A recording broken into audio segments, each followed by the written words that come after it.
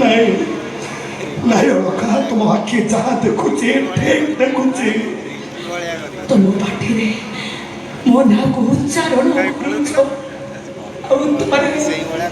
ଆଉ ଥରେ ଡାକ ନା କାହିଁ କେତେ ଦିନରୁ ମୁଁ ଶୁଣି ପାରିନି ତମ ପାଟିରୁ ଅଳଙ୍କାର ଉଚ୍ଚାରଣ ଡାକ ନା ଆଉ ଥରେ ଡାକ ମୋତେ ଭାରି ମିଠା ଲାଗୁଛି ଡାକ ନା ଆଉ ଥରେ ଅଳକା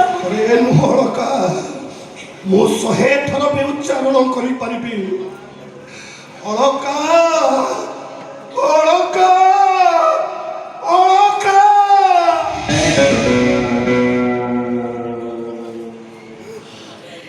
କି ଶାନ୍ତି ତମର ଏଇ ଅଳଙ୍କାର ସମ୍ବୋଧନରେ ମୋତେ ଯେମିତି ଲାଗୁଛି ମୋ ଉପରେ ଅମୃତର ବର୍ଷା ହଉଛି ମୁଁ କେବେ ବି ଭାବି ଦେଇଥିଲି ତମେ ଆଉ ଥରେ ମୋ ନାଁକୁ ତମ ପାଟିରେ ଧରିବ ବୋଲି କେମିତି ବି ଧରିଥାନ୍ତ ପବିତ୍ର ଅଗ୍ନିକୁ ସାକ୍ଷୀ ରଖି ମୁଁ ଶପଥ କରିଥିଲି ସାରା ଜୀବନ ତମ ସହିତ କାଟିଦେବି ହେଲେ ମୁଁ ମୋ ପ୍ରତିଜ୍ଞା ମାଗି ତମକୁ ବହୁତ ବଡ଼ ଧକ୍କା ଦେଲି ତୁମ ପାଦ ଛୁଇଁବାର ଅଧିକାର ତ ମୁଁ ହରେଇ ସାରିଛି କମ୍ ସେ କମ୍ ତମ ଛାଇକି ତ ମୁଁ ଛୁଇଁ ପାରୁଛି ସେତିକି ମୋ ପାଇଁ ଭାଗ୍ୟ ମୁଁ ଏମିତି ଜଣେ ହତଭାଗିନୀ ଯେ ତୁମକୁ କ୍ଷମା ମାଗିବାର ଅଧିକାର ମୋର ତ ନାହିଁ ତମେ ତ ବହୁତ ଭଲ ନା ଗୋଟେ ଭିକାରୁଣୀ ମନେ କରେ ଭିକ ବାବଦରେ ତମେ ମୋତେ କ୍ଷମା କରିଦିଅ ଭୁଲ କରି ଅନୁତାପ କରୁଥିବା ମଣିଷକୁ ଈଶ୍ୱର ବି କ୍ଷମା କରିଦିଅନ୍ତି ମୁଁ ତ ଜଣେ ସାମାନ୍ୟ ମଣିଷ ଈଶ୍ୱରଙ୍କ ଭାବନାରୁ ମୁଁ ବାହାରି ଯିବି କେମିତି ଜାଣିଛି ତମ ପ୍ରେମ ସମ୍ପର୍କର ରଙ୍ଗ କେମିତି ଥିଲା କୋଉ ରଙ୍ଗ ଦେଇ ଗତି କରି କୋଉ ରଙ୍ଗରେ ଶେଷ ହେଲା ହିରଣ୍ୟ ବାବୁ ମରିବା ପୂର୍ବରୁ ମୋତେ ସବୁ କଥାର ଚିହ୍ନ ବର୍ଣ୍ଣ ଦେଇକି ଯାଇଛନ୍ତି ଈଶ୍ୱର କଣ ମୋତେ କ୍ଷମା କରି ଦେଇଛନ୍ତି କିନ୍ତୁ ଅଳକା ବିଜନା ହିରଣ୍ୟ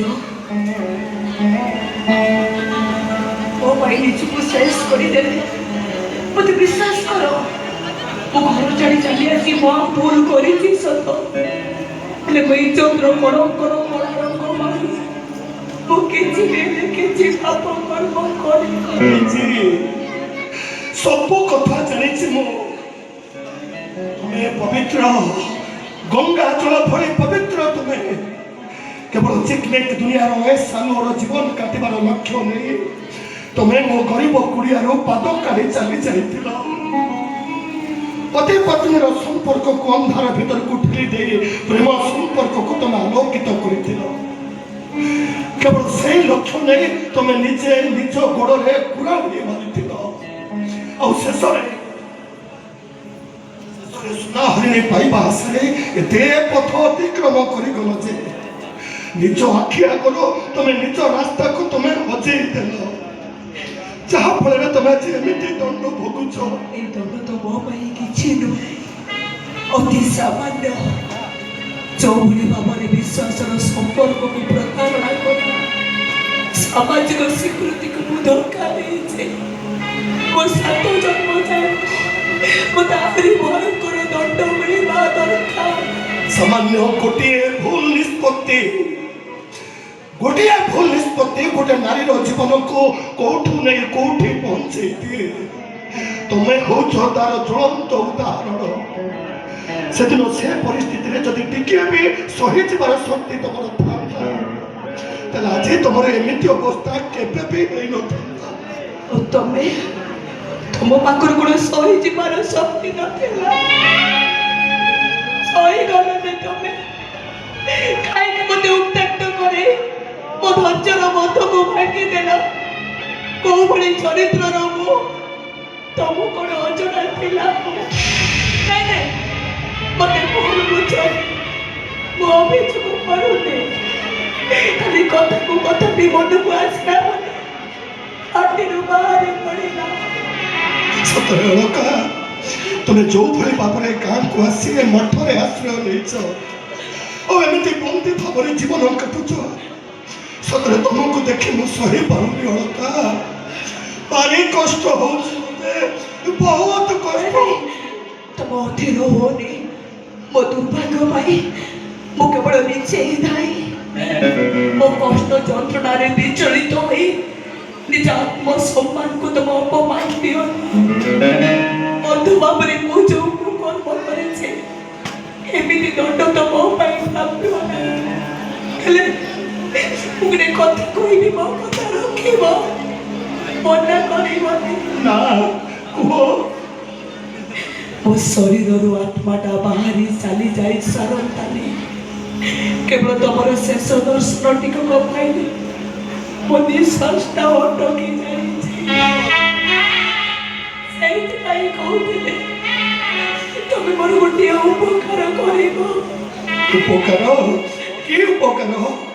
ଆଜି ଯଦି ମୁଁ ତମର ପତ୍ନୀ ହେଇକି ଥାନ୍ତି ଆଉ ସେଇ ସମ୍ପର୍କରେ ମରିଥାନ୍ତି, ତମେ କ'ଣ ପତି ଧର୍ମ ପାଳନ କରି ମୋତେ ସଧୁମା ବେଶରେ ଅହେଶ ଲୋକରେ ସଜେଇ ଦେଇ ମୋର କ୍ରିୟାକର୍ମ କରିନଥାନ୍ତ?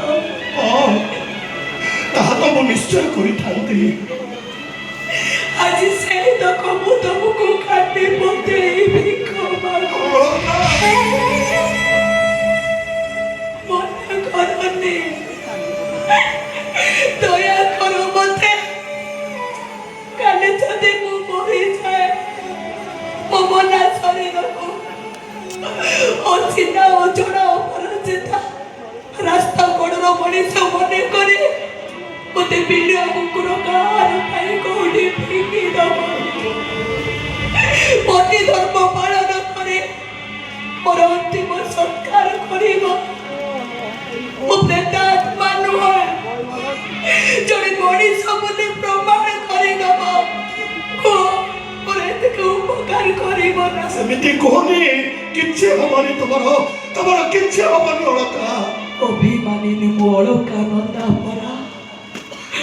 ଅଭିମାନିନୀର ଅଭିମାନର କଥାଟିକୁ ରଖିବନି ତମେ। ରଖିବି, ତମ କଥାକୁ ମୁଁ ନିଶ୍ଚୟ ରଖିବି ଅଳକା। ତମେ ସତ କହୁଛ? ଏବାର ସତ୍ୟ କରି କହୁଛି। ବିରୋଧର ମହାବାତ୍ୟା ଆସୁ ପଛେ ସବୁ ବାଧା ବିଘ୍ନକୁ ଅତିକ୍ରମ କରି ସମାଜର ନୀତି ନିୟମକୁ ଚଳାଚଳିବେ ମୁଁ ତମ ଅନୁରୋଧକୁ ନିଶ୍ଚୟ ରଖିବି। ହେଇଗଲା ମନ ଶାନ୍ତି। ଏଇଥିରୁ ମୁଁ ଶାନ୍ତିରେ ମରିପାରିବି। ମୋର ଆଉ କିଛି ବି ଦରକାର ନାହିଁ।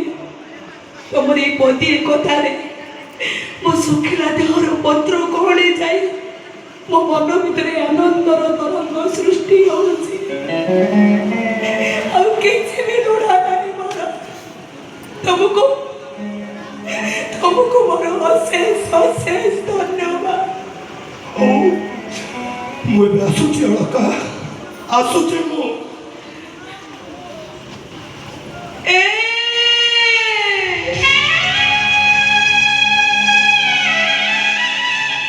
ପୁଣି କ'ଣ ହେଲା? ଆଉ ଦଣ୍ଡେ ରହିବନି। କ'ଣ କୁହ?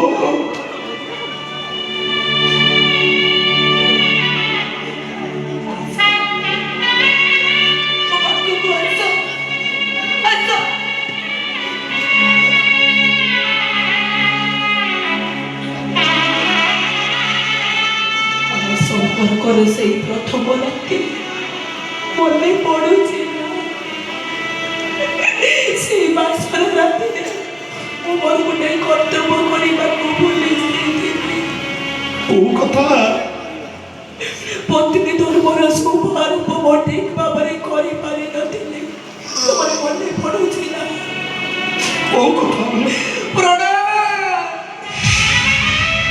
ସ୍ୱାମୀ ଦେବତାକୁ ପ୍ରଣାମ କରି ମୁଁ ଆଶୀର୍ବାଦ ନେଇନଥିଲି। ଏବେ ସେସବୁ କଥାର ଆଉ କି ମୂଲ୍ୟ ଅଛି? ମୂଲ୍ୟ କେମିତି ନାହିଁ? ତାହା ତ ମୋ ପାଇଁ ପାପ କାର୍ଯ୍ୟ ନା।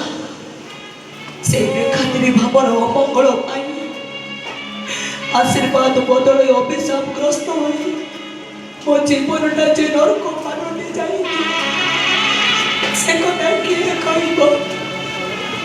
ସେଇ ଦିନଠାରୁ ତୁମ ପାଖରେ ଥିବା ପର୍ଯ୍ୟନ୍ତ ମୁଁ ତୁମ ପାଦ ଛୁଇଁ ତୁମକୁ ପ୍ରଣାମ କରିଲି। ଆଜି ସେତକ କରି ମୁଁ ପାପ ମୁକ୍ତ ହେବାକୁ ଚାହୁଁଛି। କିନ୍ତୁ ଅଳକା ମନା କରନି, ଖାଲି ମୋ ମଥା ଉପରେ ଏତିକି ହାତ ରଖି କହିବି ତମେ ଆୟୁଷ ଲକ୍ଷ୍ମୀ ହୁଅ, ମୁଁ ସବୁ କିଛି ପାଇଯିବି। ଅଭିମାନୀର ଅଭିମାନ ଏତିକିରେ ଶେଷ ହେଇଯିବ।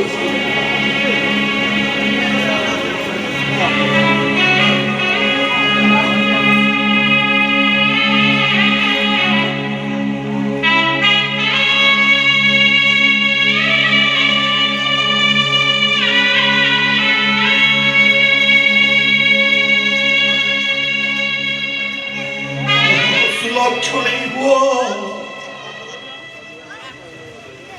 ଆହୁରି ଜୋରରେ ଜାବୁଡ଼ି ଧରରେ ମା, ଆହୁରି ଜୋରରେ ଜାବୁଡ଼ି ଧର। ତୀର୍ଥଯାତ୍ରା କରି ସବୁ ପଣ୍ଡିତ ମାନଙ୍କ ପାଖରୁ ମୁଁ ପରାମର୍ଶ କରି ଆସିଛି ମା, ତୁ ପୁଣି ବଞ୍ଚିବୁ, ପୁଣି ଥରେ ତୋ ସଂସାରକୁ ଫେରିଯିବୁ। ତତେ ଜିଅନ୍ତା ଶକ୍ତି ହେଇ ମୁଁ ଯୋଉ ପାପ କରିଛି ମା, ଆମ ଭାଇ ଭଉଣୀ ଦୁଇ ଜଣଙ୍କର ସବୁ କିଛି ସମାଧାନ ହବ ସେଇ ଜଗନ୍ନାଥ ଧାମ ମୁକ୍ତି ମଣ୍ଡପରେ।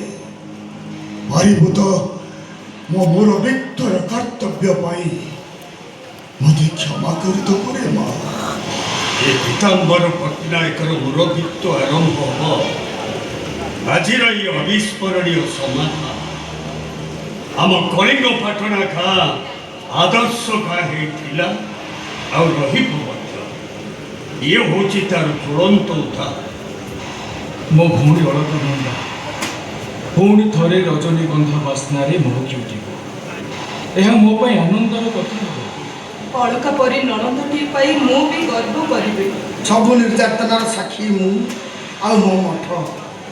ଏ ମଠର ଭଙ୍ଗା ପଡ଼ିଆରୁ ତୁ ପୁଣି ଫେରିଯିବୁ ତୋର ସୁନ୍ଦର ଘରକୁ। ତାଠାରୁ ବଳି ସୌଭାଗ୍ୟ ଆଉ କ'ଣ ଅଛି ରେ ମା? ଏ ଅପା ଆଉ ଅଭିମାନ କ'ଣ ପାଇଁ? ସୌତୁଣୀ ନୁହଁ, ଆମେ ଦି ଭଉଣୀ ଜଣେ ସ୍ୱାମୀକୁ ନେଇକି ଖୁସିରେ ଘର ସଂସାର କରୁ। ଏଇ ଦେଖ ତୋ ଉପନ୍ୟାସର ବହି, ମୁଁ ତାକୁ ନଷ୍ଟ କରିନଥିଲି। ତୁ ଯେମିତି ଉପନ୍ୟାସର ନାୟିକା ହେବା ପାଇଁ ଜିଦ୍ ଧରି ବସିଲା, କାଳେ ତୁ ତୋ ଜୀବନକୁ ସେମିତି ଗତି କରିନ। ସେଇ ଭୟରେ ମୁଁ ସେ ବହିଟାକୁ ଲୁଚେଇ ଦେଇଥିଲି। କାହିଁକି ନା ଉପନ୍ୟାସର ନାୟିକାର ଜୀବନ ଶୈଳୀ ବହୁତ ଯନ୍ତ୍ରଣାଦାୟକ ଥିଲା।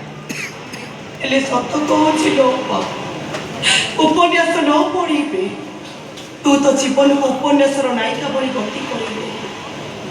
ଖାଲି ଶେଷ ସମୟରେ ସାମାନ୍ୟ ଟିକେ ପରିବର୍ତ୍ତନ ଯା।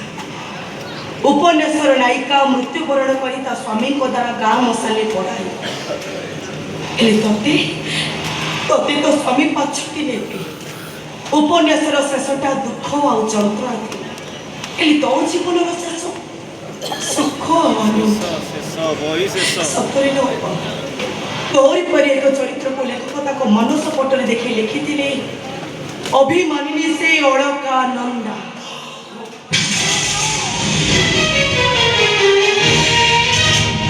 উপন্যাস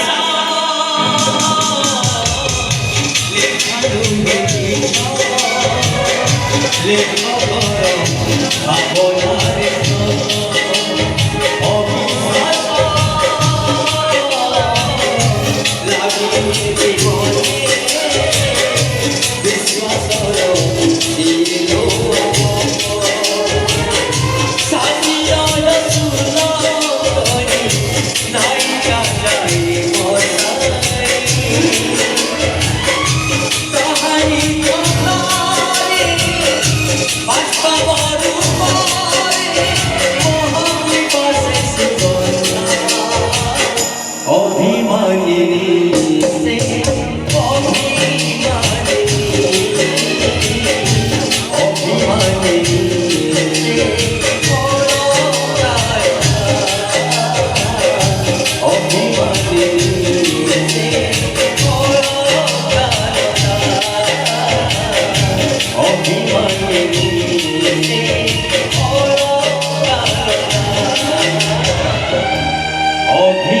ফেলে এসে